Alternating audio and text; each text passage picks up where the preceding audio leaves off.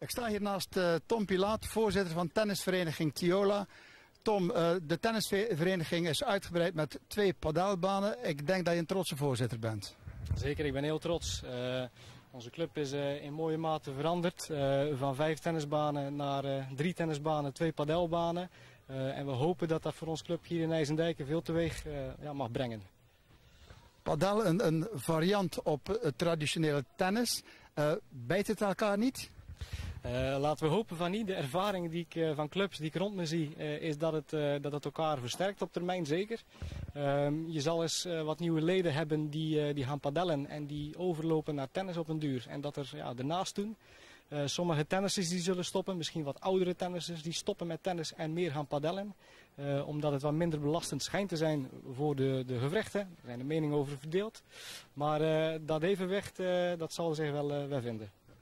Behalve een wens om nieuwe leden te trekken, is padel ook een van de snelst groeiende sporten op dit moment. Is er al nationaal, internationaal veel om te doen? Zeker. Wij zijn eigenlijk sinds een aantal jaren volgt Nederland op België in de mate van populariteit. Het is een overgewaaide sport uit Mexico van lang geleden en je ziet het in Europa steeds meer. Het is een hele populaire sport aan het worden. IJsdijken heeft 2 banen en daar mogen jullie trots op zijn. Tom Pilaat, bedankt voor dit gesprek. Dankjewel. Ook een trotse burgemeester, kan ik vertellen. Ik woon hier natuurlijk niet zo heel ver vandaan. Ik ben al door verschillende mensen natuurlijk de afgelopen jaren meegenomen met heel veel belangstelling. En het toont maar weer dat je als je dingen samen doet, dat je heel ver kunt komen. Want de voorzitter die zei het al, bedankt een aantal mensen. Er zullen vast nog veel mensen een actieve bijdrage hebben verleend. Samen kom je verder. En dat toont vandaag met deze officiële opening. En ik denk dat jullie wat dat betreft het roer hebben omgegooid om met de padelbaan een nieuwe vorm van sportiviteit aan te bieden in IJsendijken. Jullie hebben goed contact gehouden met andere verenigingen. Ik sprak net ook iemand uit de vereniging van Breskens, waar je nu al mooie resultaten ziet, dat er heel veel meer mensen lid worden van de vereniging om padel uit te oefenen. Er staat niet alleen een trotse burgemeester, maar ook een trotse wethouder. Ik heb onder andere sport in portefeuille. En ja goed, het blijkt al, de tent staat vol, ernaast staat het vol. Dat toont heel veel belangstelling en de burgemeester heeft het ook al gezegd. Ik heb het ook gehoord van de voorzitter. Het ledenaantal is sinds de korte tijd dat de baan hier ligt, of de banen hier liggen, toch al met een kwart gestegen. Dus dat kunnen we alleen maar toejuichen, dat heel veel mensen daar gebruik van maken. Dankjewel. Een klein woordje namens de bouwploeg. Die hebben echt een hele grote klus hier geklaard. We hebben een vaste bouwploeg gehad, die eigenlijk dagelijks hier wel bezig was. En soms heb je extra handjes nodig. We hebben bijvoorbeeld de banen afgegraven met een hele hoop gravel. Er moest kunstglas uitgerold worden. En op die dagen hadden we extra handjes nodig. Gerard heeft gezorgd dat er ook enthousiaste leden en niet-leden daarbij geholpen hebben. Het waren een aantal klusdagen. In dat geval waren de oudere garde toch weer in de meerderheid, viel het mij op.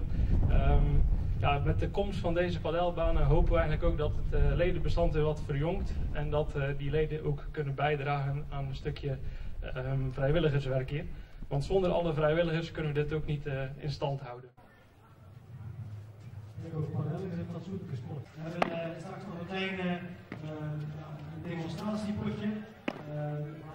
Padelbo Sol Zuid-Vlaanderen met 2 ervaren padelspelers. Ik sta hier naast Mats, Bente en Milou. Ik denk dat jullie de jongste padelspelers hier zijn. Ik heb jullie net zien spelen. Hoe ging dat? Goed. Goed. Wat moet je doen als je padel speelt? Overdoen. Overdoen. Je moet de bal... Ja.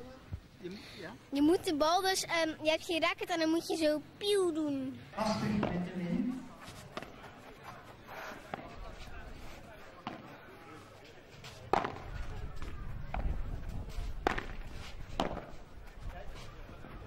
Je beweegt naar voren en naar achter. Samen. U blijft gelijk. Samen naar voren, samen naar achter. Waarom weet ik ook niet. Ook tiebreak. Ook uit 1. Wissel van de wind. Hetzelfde als bij tennis. Bijna verplicht service volley. Een nieuwe mijlpaal voor IJsendijk.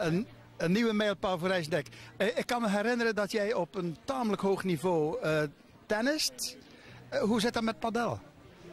Nou, net als tennis doe ik ook padellen. En in het veteranencircuit. Dus veteranencircuit op nationaal niveau. En soms ook internationaal, als die kans er is. Dus ja, het voordeel dan is dat je op niveau speelt, maar fysiek wel tegen dezelfde. Alleen met padel is de hoogste leeftijdscategorie 60. In tennis gaat dat tot 85, dus daar hebben we nog wat meer ruimte. Bij tennis heb je nog wat meer ruimte. Padel is in de jaren 70 naar Europa overgewaaid. Hoe lang is het in Nederland populair? Wel, ik denk vanaf 2018 is het echt wel een stroomversnelling gekomen. 18, 19 is Breskes gekomen, dat was samen met, ik dacht aan de overkant nog eentje, de eerste in Zeeland. En toen ging het echt wel booming in Nederland ook. Ik denk dat we even moeten toosten op de opening van deze prachtige banen.